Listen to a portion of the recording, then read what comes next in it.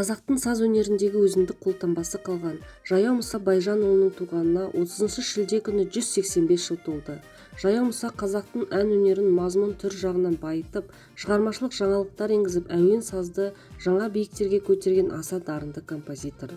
Ол өз шығармаларында қазақтың мұңын мұңдап, жоғын жоқтап, өз заманының арман аңсарын әнмен бедерлей білді.